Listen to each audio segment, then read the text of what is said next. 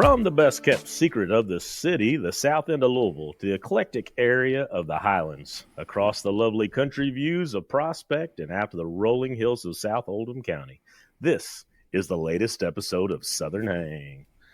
What up, fellas? Feel like it's been at least a week since I've talked to y'all last. I missed you. How are y'all doing? Doing good. Almost feels like 2 weeks. Yeah, feels like forever, man. I'm digging these regular weekly check-ins or bi-weekly or, us getting to say hi to everybody. I think it's worth checking in just for the improved intros. It's like we're getting better each week as we go, man. Well done. Thank you. Where's everybody been this week? We got any cool stories from the road? Well, I tell you, I ended up back in Kansas. No need to belabor the barbecue point. I think we took care of that in a full episode. But I did find myself back in Kansas. Flew into Kansas City again. This time went into Lawrence.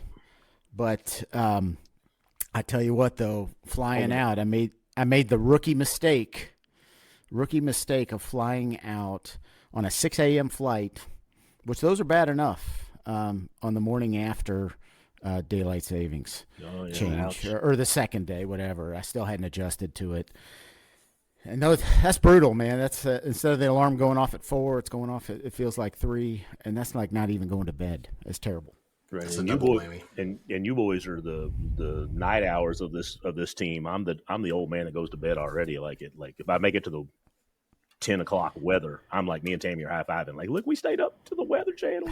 We got to see the weather. So y'all boys stay up late where I prep in case of emergencies. I'm always going to bed early. Well, I tell you what, as when I'm hitting those early flights, I don't know about you all, but I know we talk about music a lot on this podcast, and I'm always looking for new music. I actually have a Twitter feed that I've programmed the algorithm just to feed me new music. And so when I'm going on a trip, I feel like I haven't listened to a song until I actually listen to it on headphones. So I take, songs that I find throughout the week and I plug them in to, plug them into the headphones for the road trip. And I think I got one. I got a recommendation for you, fellas. We got some new stuff? We got some new stuff. Yeah, man. Yeah, so there's a dude named Coltt Winter Lepley. He's got a song by the name of, he calls the Banditio. And I can only talk about one song because it just so happens to be the only song that he has, or at least the only song he has on Apple Music. But I heard about this dude, so I wanted to give him a shot. And I figured, one song is pros and cons. And so I, Coltt Winter Lepley, okay, dude's got 3 names. Like that's usually a good sign. Robert Earl Keen, Charles Wesley Goodwin, BFR, or any of our assassins. Well, you see, you could either be an assassin or you sing about assassins, which I'm kind of getting to here. Right. Or you're an assassin in the lyrics. That's right, man. And so the other thing going for the guy like Coltt. Right? Like you're either an athlete or a rock star with that kind of name. Mm-hmm. And this guy is so Coltt, he's got an extra T on the name. So it's Coltt with 2 T's. But then the con, that's so good. Like, okay, so we're leaning towards a good sign here. But then the cons are, well, I mean, he's only got one song. Like, so when it's one song, do you go shuffle or do you go repeat? Well, the good news is you can't get it wrong. Right. That's right. No, but there was actually a bunch of good new music that came out, but I'm focusing on Coltt.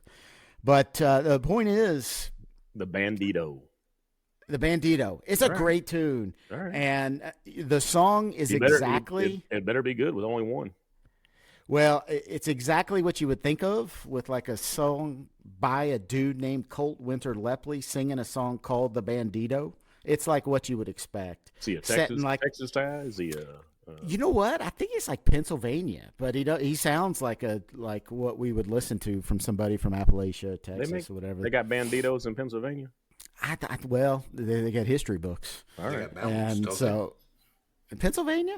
Yeah. They got Quakers. They got all kinds of stuff. But this song's set in like the 1800s, to your assassin point. It's robbing and stealing and murder and then some reflection, like any good tune. So I got high hopes for this guy. I think we're getting in on the ground floor. Cool. So I figured it was worth bringing up. Neil, I've got a question for you because I just Googled this guy. Mm-hmm. Mr. Coltt Winter Lepley is playing shows. So my question is okay, you all knew where I was going. It got to be an intro. You got to be the lead. You got to be the front man. Yeah. He's clearly an opener. Yeah. Well, maybe he's got two versions. There's a lot of remix and a lot of jam going on in this. I think a lot of jam band. My guess is he's got more in the hopper coming our way, and I'm excited to see it. Well, if you're excited about it, I'm excited about the song. I'm excited to check it out because that's a high recommendation for anybody. And I want to hear about what you guys have been up to, but there's a part 2 to this story. I eventually did land in Kansas, and I just got to tell this story real quick. So, fly into Kansas City. I take a ride to my hotel, which is in Lawrence, Kansas. I don't know if you've all been to Lawrence. It's a college town, a really cool downtown area, and I'm staying in this hotel called the Eldridge Hotel. And it's one of those older hotels. It was actually built in the 1800s, and there's a whole story to it. But I get checked into my hotel.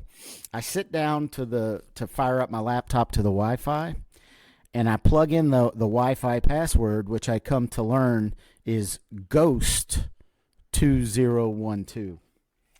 Okay. Okay. And so I'm thinking there's a story to that. So I go down to the front desk. I said, what kind of hotel are we talking about here? And they said, well, yeah, it's haunted. And so come to find out, the hotel was built by a dude named Colonel Eldridge. And he was a colonel in the Civil War, fought for the Union. And he built a hotel that he called the Free State Hotel. And actually, the town of Lawrence, it was like an anti-slavery town. But some people didn't like that hotel at the time, so they kind of come in, and they had what they call the sacking of Lawrence. It's like history lessons here for you.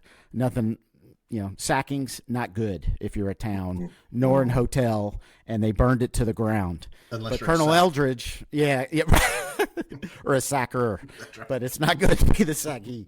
So anyway, so Colonel Eldridge's not happy about it. He builds it back up and says, we're going to do what's right here. I'm going to build this hotel. I'm going to do it again. And then it burned to the ground again. Right. And so then he's like, he's determined, and he wants to have this hotel, but he says, maybe I shouldn't call it the Free State Hotel. So he called it the Eldridge Hotel.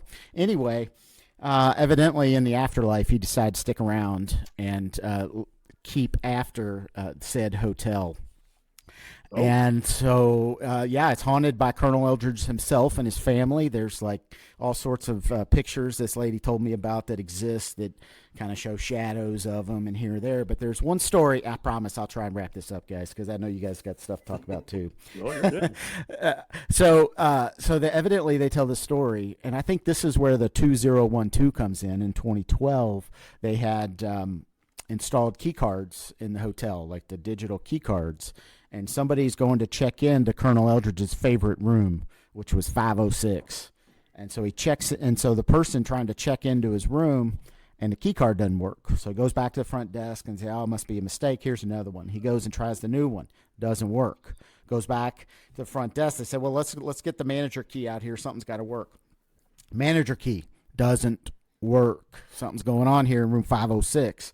So they think maybe they got to change the battery of the thing. They change the batteries, and nothing works to the point where they got to take the door off the deadbolt or take the door off of the hinges.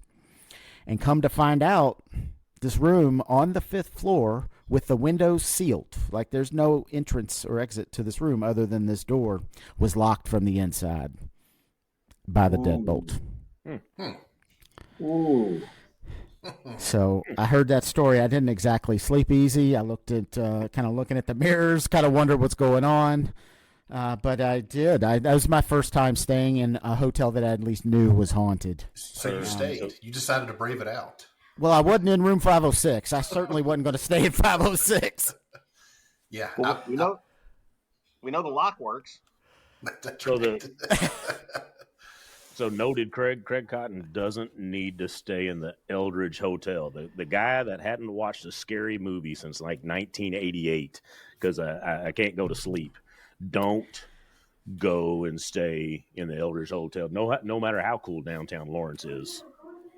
Downtown Lawrence is a cool town, yeah. But you got to know what you're getting into when you check in. And evidently, the meeting that I was attending failed to tell me that aspect of this hotel they were putting me up at. You know what's cool about that town? They've got other hotels. And my ass would have found one. I'm proud of myself. I made it through there. I feel like, I added a chunk to the man card, stayed through it. So the confirmation that the dude in this room, it was the Colonel Lepley. Is that what you said? Colonel Eldridge. It's not some.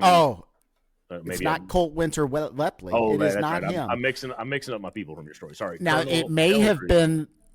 Yeah, it was Colonel Eldridge. It may have been the Bandito that burned down the hotel, though. But the two times we burnt this place to the ground, people didn't die in it, and those people aren't hanging out.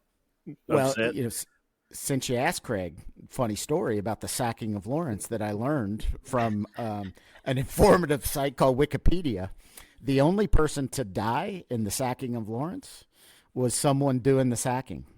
Oh, well, good for that guy. Yeah. So the Union. That's what you get. That's right. Exactly. Leave people's hotels alone. Right. That's right. That's what you get. That's what you get, bro. Well, Yeah. Anyway, history lesson over. All right. Well, good. Sherm, what'd you get into? 506. Got it. What I got into, and what I will say is on the daylight savings piece of all this, got an 11-year-old, a fifth grader, and he went in on Monday and had a test. And if you know anything about kids and anything specifically about daylight savings time when you spring forward, not a good move. I did not understand the process there, and just lesson to teachers out there everywhere. You got a hard job already. Don't make it harder on Mondays, the day after daylight savings Saturday of, having any tests. They're out an hour sleep at least, if not two, from Saturday night and Sunday night. Just my public service announcement. Don't do it. Yeah, I don't think you narrow that down to just kids, Sherm. I think people in general coming in that Monday after daylight savings. No flights. Let's just say no work on Mondays. Let's no just make flights. it a national holiday. No tests. Yeah, all that. Yeah. Especially math. What kind of math they getting into these days? This was we're doing decimals, multiplication of decimals. So I have reached what I have learned is I have reached my limit of the math that I am able to tutor and able to help out with, and we're moving into new territory. It's kind of freeing, Sherman. It actually is. I'm excited about it. I'm excited about it. I'm good. I came to terms with it long ago, and I'm good. I'm in a good headspace. Our parents didn't have the internet. At least now, when they ask me a question, I can go back and I'm like, well, hell, I knew I did know that at one point, and I can research it. What did they do? They have to memorize that crap for their whole life? Like, but you can't, Craig. But you can't because you got new math. Oh yeah. It's new math. The way they do it, the process of it, everything else. Yeah, it ain't fair. That's Mr. Incredibles. When did they change math? It's math. Yeah.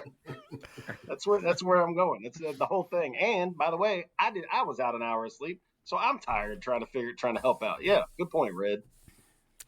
Why do we do this school thing? Maybe we'll just. Yeah. Well, that's good. And Red, you get to do anything fun? Well, this past week, we took a little time off, a little R&R. Got a chance to channel my inner Zach Brown, put my toes in the water and ass in the sand. Went down and spent some time in the Bahamas for our boy Snellen's 50th birthday. Really about 3 or 4 days of just soaking up the sun and listening to the waves crash. So it was pretty enjoyable. But I will say, tying back to our previous discussion about March Madness, we went out to dinner one night and ran into our server. Well, we didn't run into our server. He was already there, I guess. But come to find out, he is a huge UVK fan and started telling stories about Coach Cal and the rest of the team coming down and Boogie and John Wall, and they still come down. They play at this park over here around the corner, and we were best buds. We're taking pictures, we're hugging each other, high fiving, and then this other little server comes over, and this is where I thought the whole thing was staged. This other little dude comes over and starts talking about the Blue Devils of Duke. Ugh. And I started swivel. My head was on a swivel. I was looking for our buddy Kyle. I was positive he was going to be at a table or two behind me, but he was nowhere to be found. Hey, lay off Kyle. He likes good music. He's a good dude. My favorite. He's my favorite. Favorite fan. Oh man! So Bahamas, yeah. Well, that sounds what you did kind of just mentioning Kyle and liking good music. We had your text this week there. Sounds like you're forming a little group there, Neil. You got a little support group.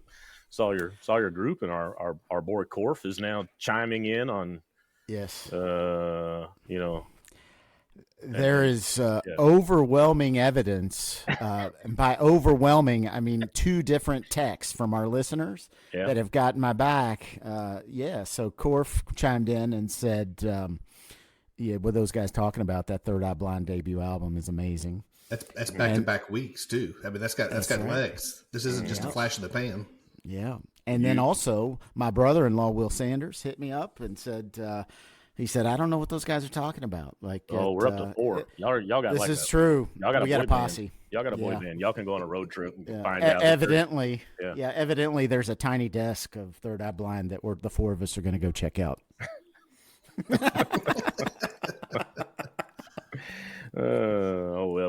Let's not dwell on. Let's go back to the Bahamas. No, that sounds wonderful, Red. Yeah, we're actively in communications with a couple of buddies that we're about to be locking down for next year, a trip to somewhere warm. I love that. It's cold and kind of dreary back home, and we're getting the hell out of here and going somewhere warm for a couple of days. That's a great thing, man. Yeah, I'm a big fan of it. Big fan of it for sure. Oh, Snellen. Yeah, Snellen turning 5-0. Yeah, welcome to the club. Mm-hmm. Well, that's good. Cotton, how about you? What'd you get into? Work. I did plan my travel better than y'all.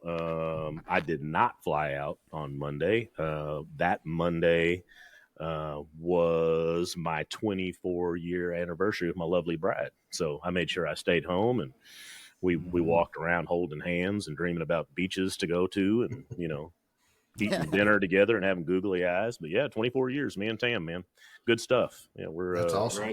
She's a cool chick. I'm real lucky, man.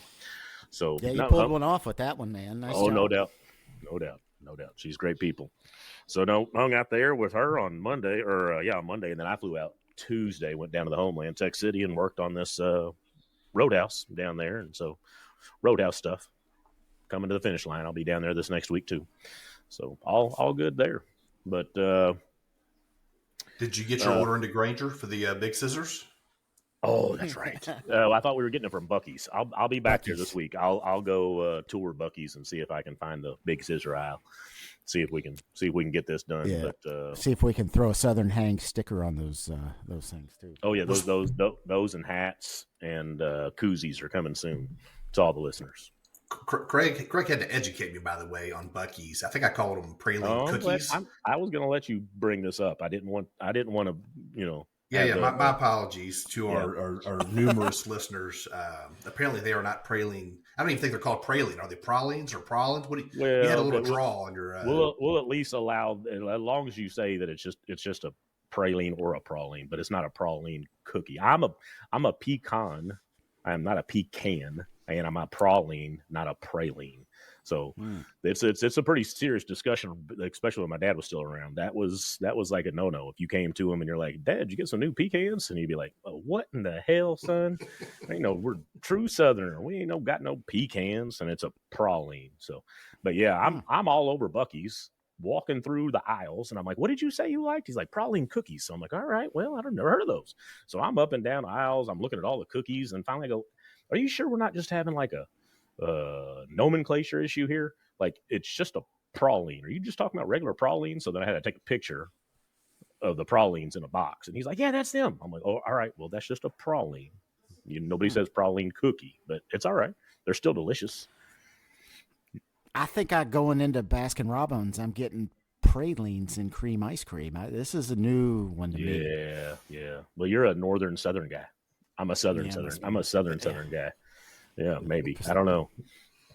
But it is probably so. We will have to go back and edit out whatever episode that was when he said, "I got 2 words for you: praline cookies." It's just gonna have to be. I got 2 words for you: pralines. You'll have to.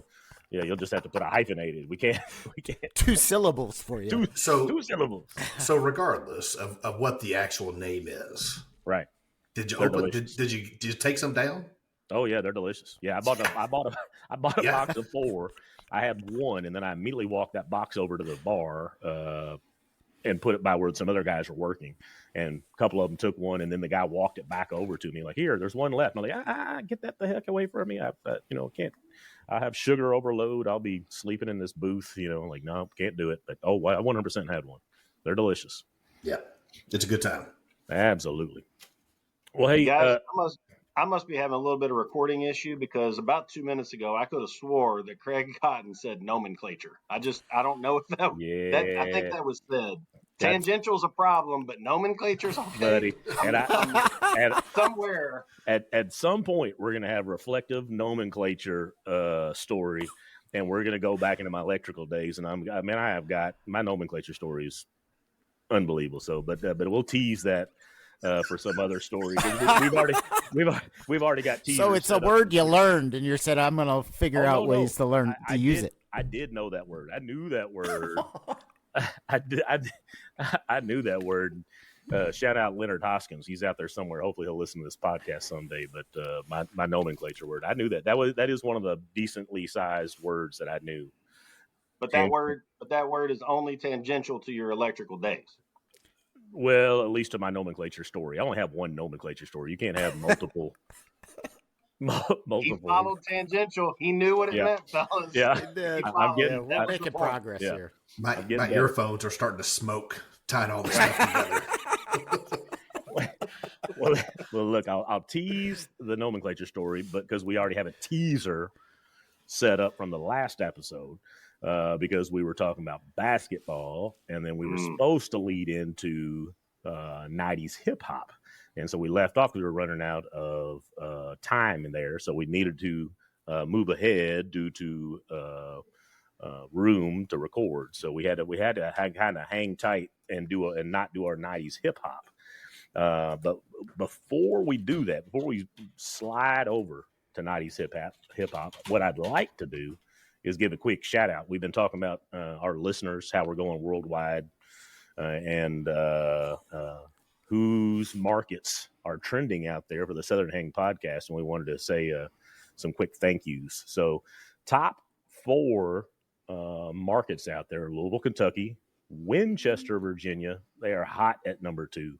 Indianapolis, Indiana; LaGrange, Kentucky. Those are our top 4. After that, we run through a bunch of cities that I'm excited. Bend, Oregon. Shout out to the Jordan family.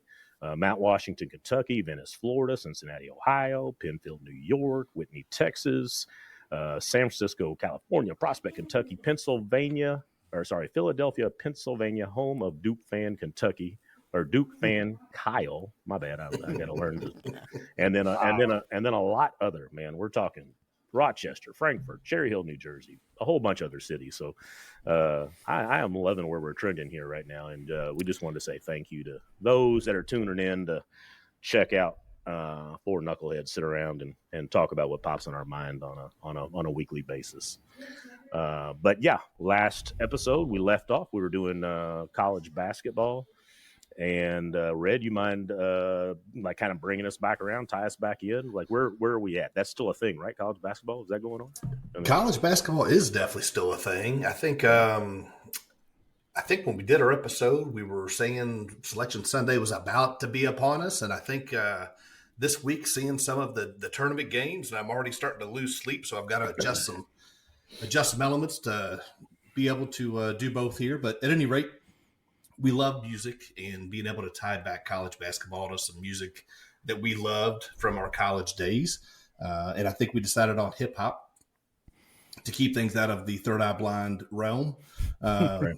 So we'll see. Sherm, I'll tell you what, we had to cut some things short. It was a first ever scenario with our podcast, but we had to cut some things short on our last episode.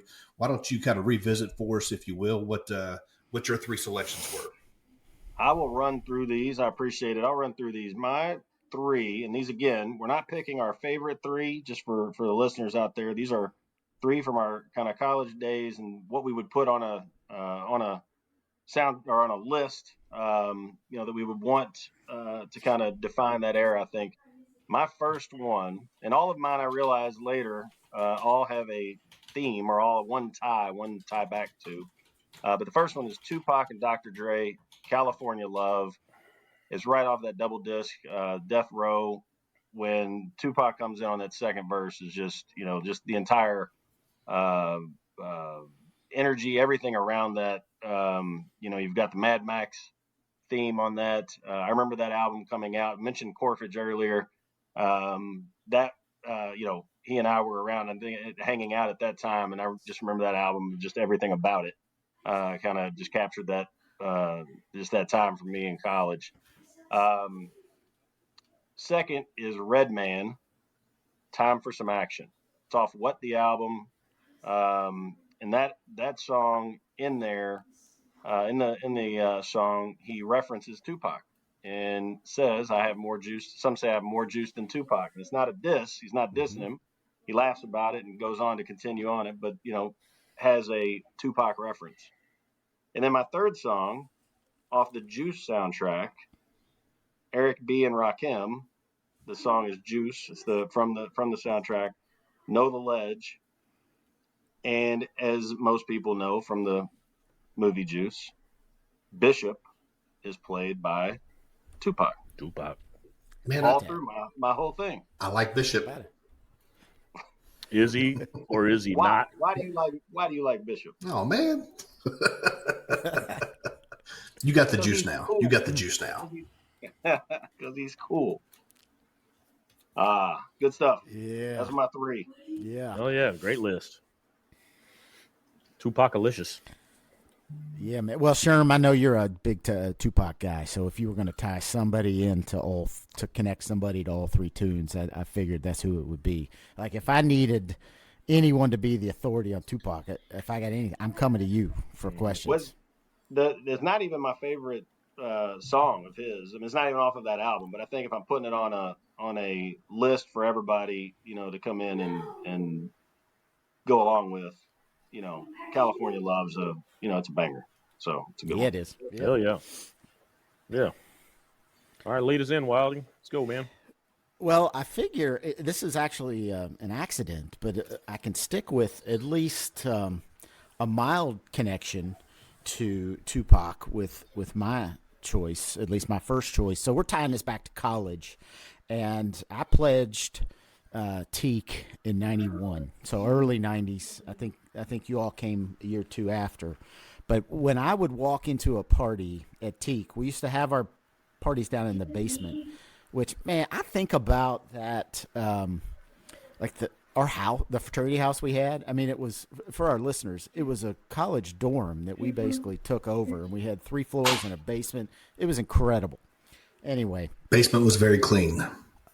We cleaned it for parties at least. And and then we had our bar down there. It was called Doc's Place after Dr. Biggs. But no party. That's right. Yeah, no party started though in the Teak House until the bass line kicked in from Digital Underground's "Freaks of the Industry."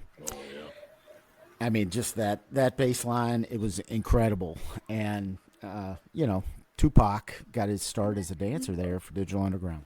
That's exactly right. Yeah. So that's my first pick.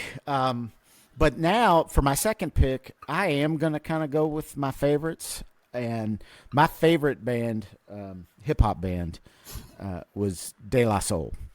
And actually, when we had those teak parties, I'll never forget. Not a whole lot of guys had De La Soul, and Todd Jones would always walk around and go, Wilding, put on that De La Soul. Yeah. Get it together, dog. Yeah. And so he was always tracking me down for the De La Soul. For me, though, De La Soul is, they've got, their whole catalog is amazing. Most people just know that debut album. But I'm going to pick a song from their third album called Balloon Mind State's the name of the album. And the song I'm going to pick is called Ego Trippin' Part 2. Not Part 1, Part 2.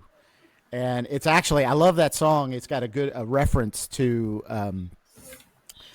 When They Reminisce Over You. If you guys are into Pete Rock and CL Smooth track, they've got a cool reference to that song. It is a great song by De La Soul. So Ego Trippin' Part 2 is my second choice. And then my third choice, I've only got one song left and two more favorite bands. And so instead of trying to hijack more time or asking for honorable mentions, I figured what I'd do is just look for one track where they're both on it. So there is the entire Wu-Tang catalog. Is that what we're going with? Well, I could go there because I do enjoy it, but I am more a Beastie Boy guy and a Tribe Called Quest guy. And there's a song from Ill Communication called Get It Together, which is a cool track where Q-Tip guests, and evidently he just kind of crashed the recording sessions and just improvised that whole song. And they figured, oh, man, we're going to put that on the album. And it's a good track. And it's a good song. It's a good story that they tell in the movie. If you haven't seen the movie, the Beastie Boy movie on Apple TV, it's good. And they tell a pretty good story on how that song came together. So those are my three, and I stuck to the rules. 3 songs, 4 artists. Like my bell, you gotta get together. Like my there you go. bell. I got the Ill Communication. Yeah, man. But let's not keep going there, though. Oh, we could do a whole episode on Beastie Boys, which we may need to someday. You know, that'd be and Tribe. Yeah, hell yeah, great song. Red, you want in? Let me jump in here. So the first song that came to mind, and when I started thinking about these songs, it's amazing how technology has changed, because this first song, come to find out, wasn't even from the 90s. It was the late 80s. But I'm going to tell the quick story. Remember like the 4-foot, 5-foot speakers everybody used to have? And every morning I feel like Sonya would blare Eric B. and Rakim, My Melody, and it would shake the whole house. That was going to be my first selection, but again, we said it had to be the 90s. So I digress. Going a little bit off course here, trying to bake in 4 songs Wilding-esque. But so wrapping it back into 3, I'm going to go Das Effects, They Want Effects. My freshman year in college, a lot of memories. Just I think it was Vaughn and Billy Lynch's room. People in there playing Tecmo. That song was just on repeat is my memory. Thought it was amazing stuff. Number 2, I'm going to go Pharcyde and Passing Me By. So Todd Jones and I used to work at UPS, and we would inevitably we'd be late, right? So we're probably pushing the boundaries of my 79 Rabbit down I-65, trying to get to work and blaring some tunes. And Pharcyde, Passing Me By was one that we played quite a bit. So some good memories for me there. And then my third choice, and I'm a little bit shocked, really, Sherm and Neil, neither one of you guys, like you've referenced the group. I thought you would have gone with Tribe, but going back to episode 2, Neil, I'm pretty certain you would have picked Left My Wallet and El Segundo.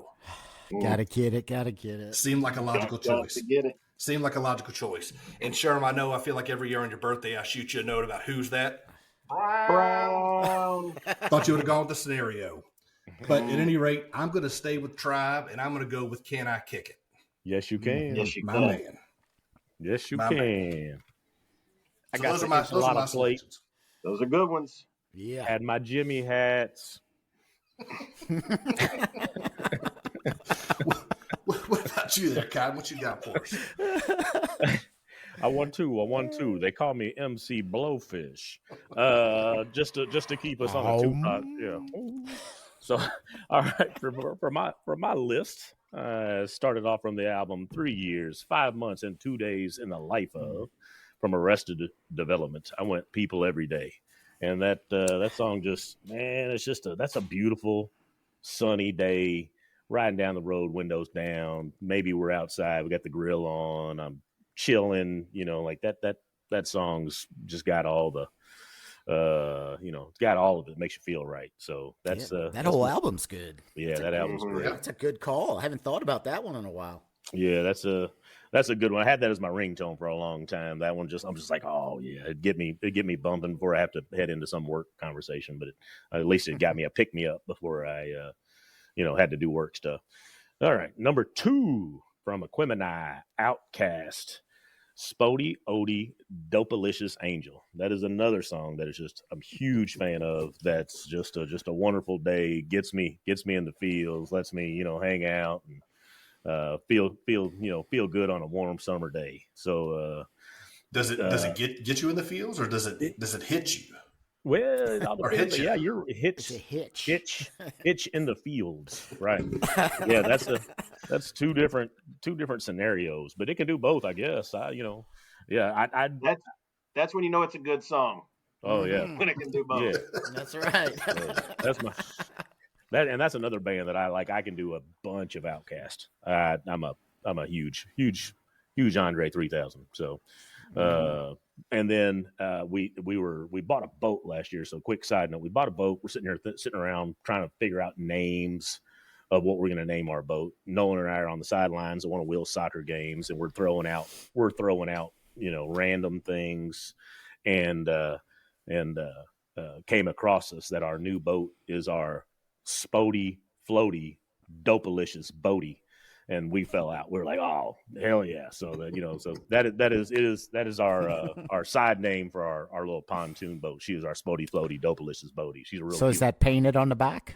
Well, or the side? You said this is a side name. Yeah. Well, we decided to name her because that's way too long of a name. So that is the feels that she gives us. Her name is Roro Boat. She is our Roro Boat, but she is our Spodie Floaty Dopalicious Boat.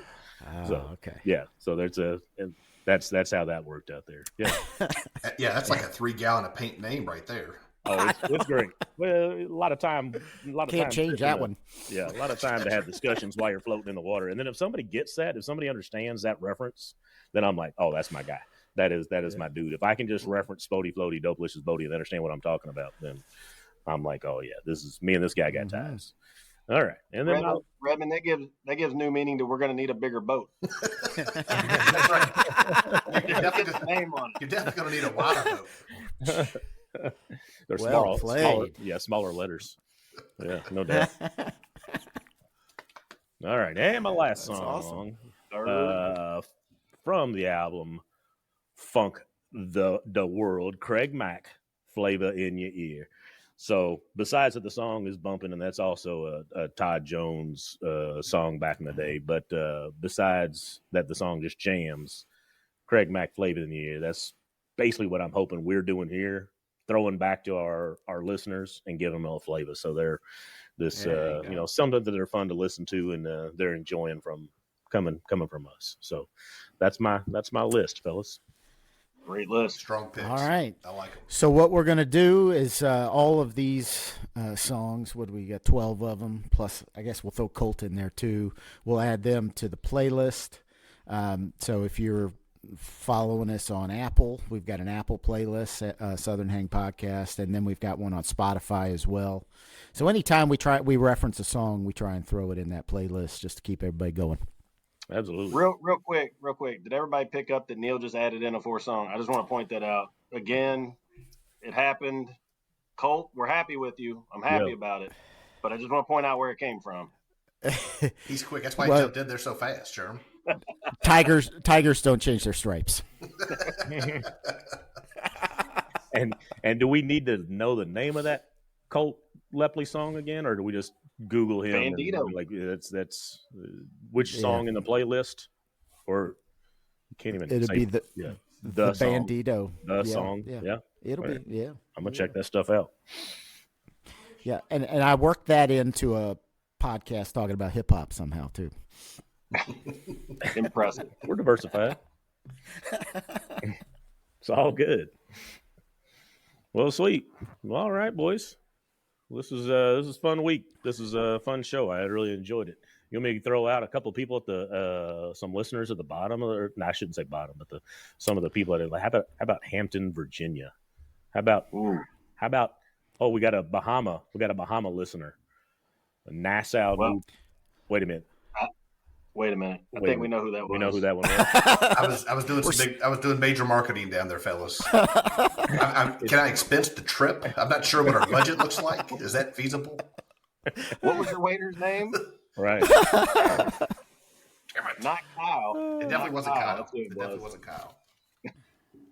Oh, that's awesome. All right. Well, definitely have. So it sounds like, Craig, it sounds like we're big in the Commonwealths. We are doing great in the Commonwealth. Yeah, we're crushing it, man. There's a lot of Virginia, Kentucky, but there's some New Yorks, Florida, man, we're Indiana, Oregon, Jersey, Wisconsin, Tennessee. I'm gonna have to see Connecticut, Tennessee. Tennessee. I don't think it's our next episode, but I don't know that I understand the difference of what makes us a Commonwealth. It might be it might take us an entire episode to just describe that. Mm-hmm. But it's anybody know off the top of their head out of 50 states, how many of them are Commonwealths? 4. Booyah! Don't ask my dude. Don't even question him. I'm trying to recall. I'm trying to recall the 4th right now. Virginia, Pennsylvania, Maryland, and Kentucky. Well, I've lived in 2 of them, so I know Kentucky and Virginia, and then Southern Hang is big. I've been to all 4. Luckily, they didn't put any of those in the Pacific Northeast, so I didn't mess up and miss that one. So, but I have been to all 4 of the Commonwealths. Yeah. All right, this has been great. Absolutely. Greg, you going to take us home? Yeah, let's say goodbye, folks. We appreciate y'all.